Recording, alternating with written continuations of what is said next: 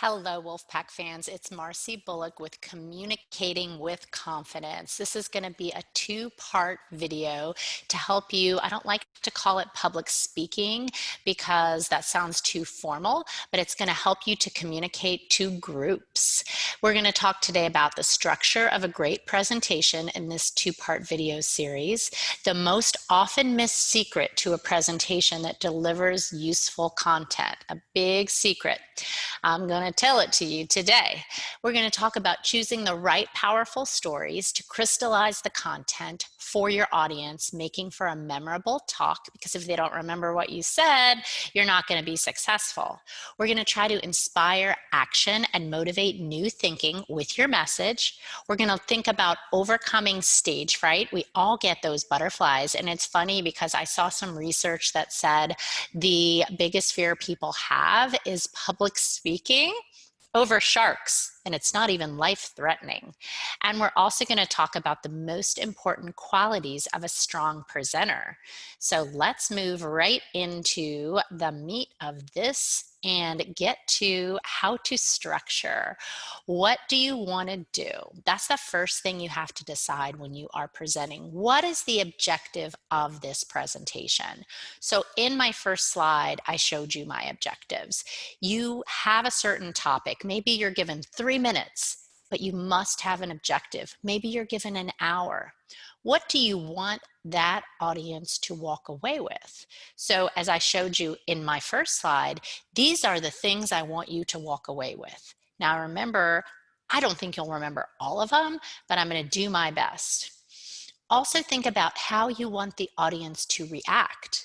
The foundation of this step is to research your audience. My audience for this virtual presentation is a college student. So I need to understand that you might be nervous talking in front of a group of people in your first job or internship.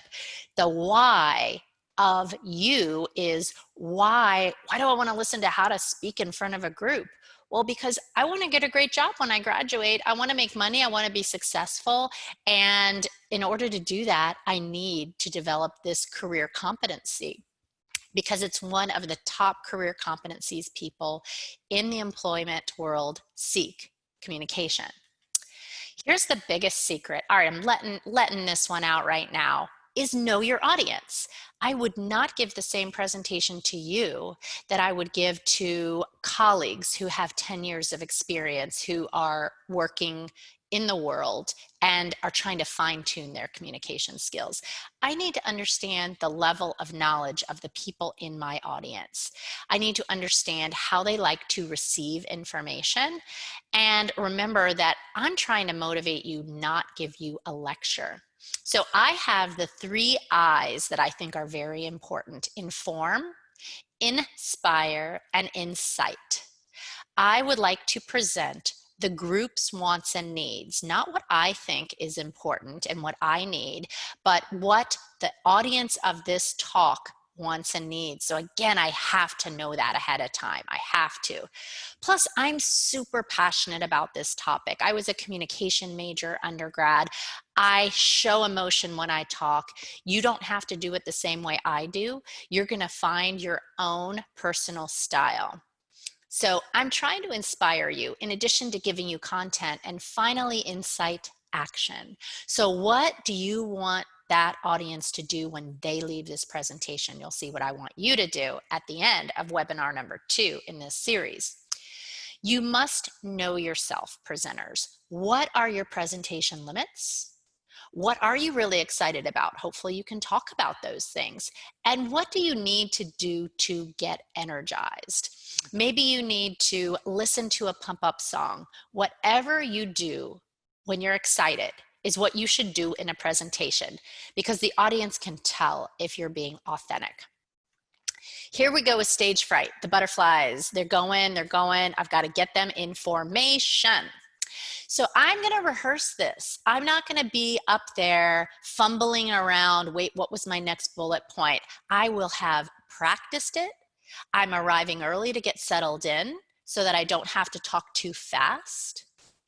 And I am going to avoid my filler words, such as like, okay, Furthermore, that's better.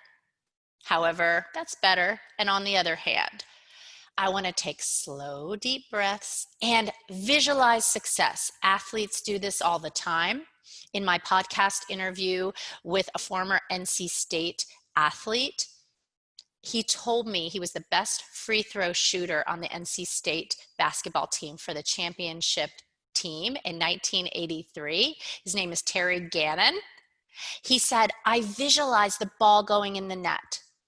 100% sounds so cheesy, but works so well. Visualize yourself in front of the audience with everyone smiling and clapping at the end.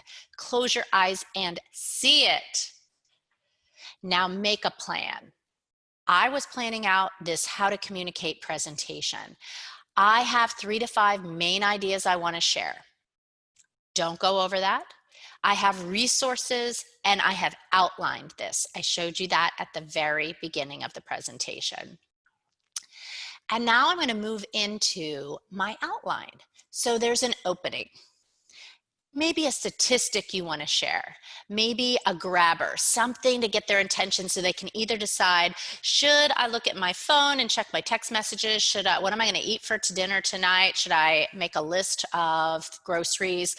These are things that your mind is always running through. So you must have something to get them, like an icebreaker or a personal story to grab them at the very beginning. That is going to be the goal of your talk. Next, you move into the content with some activities, hopefully if you've got a live audience, mine is recorded, and you relate the activities to the discussion. So you get input from them and you tie them in with examples. Tell them what you are going to tell them, and then tell them what you told them. You will time your speech ahead of time. And you will investigate if it's live, the room, so you know if the technology is working, and no one ever complains when you finish early. I talked about practice, and I'm going to say it. I just told you, tell them what you're going to tell them, and tell them what you told them. Practice, practice, practice. All right, repetition. Write it out in paragraphs, what you're about to say, then move it to note cards, then say it out loud. Get really uncomfortable with it. Let's think a little bit about your tone and expression and your word choice. So as a college student, you might not be polished in the way that you talk on a regular basis. And some of the things that you might say would be like you talk on a text message or with a friend. It's less formal.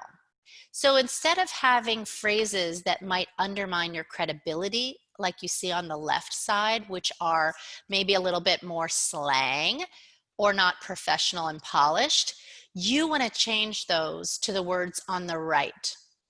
That's going to give a lot more credibility to you, and it's going to help you come across as professional, but you can also be relatable.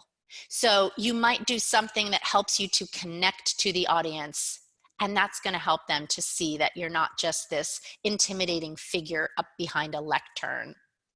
Now it's presentation day, and we're going to stop the video on this slide, and then we'll go to part 2. Always getting there early and staying late. If you're giving things out, be ready for more people than you expected. Greet the audience as they arrive, walk up, connect with them.